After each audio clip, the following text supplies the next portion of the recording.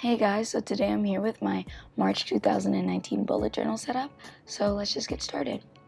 So on the cover page, I just decided to write March in a vertical layout because I thought that was different and I wanted to try new things for this bullet journal setup, as you will see in the spreads to come. So for this next spread, I was going for something super minimalistic because I recently just got back into bullet journaling and I don't want to overwhelm myself or do too much copying of anyone else and let it deter me from doing this, because I love doing this. It relaxes me so much and it's so fun. So I'm just taking my ruler and I'm drawing in a monthly calendar. If you're wondering, the spaces, the boxes, I believe, are 7 by 7 because I love everything in my bullet journal to be super perfect and super even. And when I mess up, I swear it's like somebody took a dagger to my heart. So for the top of this spread, I wrote out March in some modern calligraphy, but the skinny lines were a little bit off, as I was saying about this left-handed thing. So I went in with my Faber-Castell in small and I just made those skinny lines a little bit more fluid, a little bit more straight. On the side, I have monthly habits that I like to track, so that's what those few boxes are for.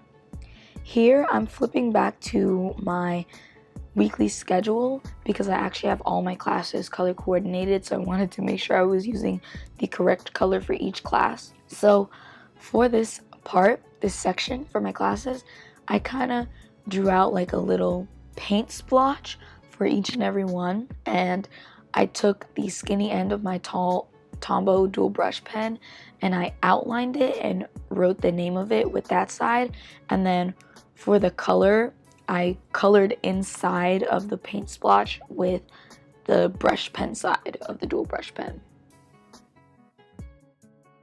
And then fairly quickly you see me just using every single color plus one that I use for my classes to color in where it says color key, because that's what it says. I don't know if you can tell, but it says color key. On to the next spread. This is my habit tracker.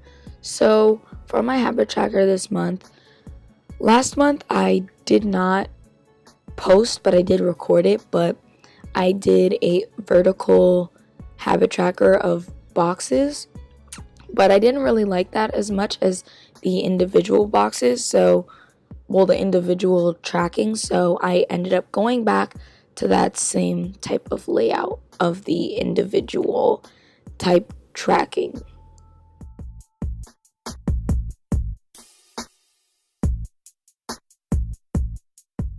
So for this next section, I decided to do a brain dump page. Kudos to Amanda Rachel for this idea, but I always find that I need to write something down and I don't have a spread for it, so I decided to make a brain dump page. Here I'm just erasing my eraser marks because you guys already know I hate that. I hate everything. I love my stuff looking clean and perfect and like, I'm an artiste. So you guys already know how I do this over here. I always do my decorations for my spreads at the end since I do not like to draw that much. So I just go in at the end and put in my stickers. So I do have a theme though for my stickers. I wanted to go for something that was like super spring break vibes and super spring vibes, since spring does start this month and my spring break is also this month. So I just wanted constant reminders of that, and I wanted super bright colors in my spread since my first 2 months I did like those spreads, but I didn't love them. But I loved how this one turned out, like just the way I decided to place everything. So I hope you guys enjoy the way that I lay out these stickers as much as I did. Also, one of my best tips is, if you want to really pizzazz when your page is up, just put a washi tape in the seam and it looks so nice. It just really adds a pop to your journal, and it's kind of like a border for like 2 pages and it just looks super nice. I don't know, I really like it.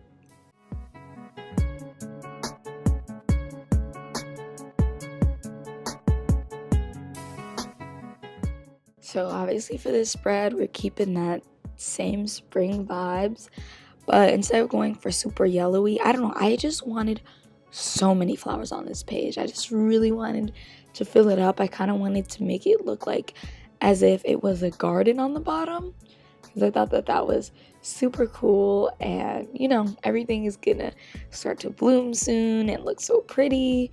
So you know, I was starting all the blooms in my bullet journal. You know, got a whole garden. And I don't know, I just, as you can see, I'm just filling this up with all types of flower stickers, all types of colors and everything. I just wanted it to be super colorful and super bright. So for these two spreads, I didn't do too much. I just wanted there to be like a couple flowers, a couple of spring break vibes and all that good stuff. But one thing I did notice is I love the yellow flowers, because on the first spread I did yellow flowers, and then on the second spread I did a lot of yellow and pink flowers. But then on this spread, since I did a lot of yellow and pink, I wanted to switch it up and I did yellow and purple, because you know those are complementary colors. You know, if you look on a color wheel, the colors that are opposite of a color, that's the complementary color. I learned that from Adeline Morin. So yeah, but I'm just putting a bunch of flowers in. I really like the purple flower that I put up top by the habit tracker. I feel like that really just tied in the whole title. It looked like it was meant to be there, like, you know, I planned it in advance. So I love that.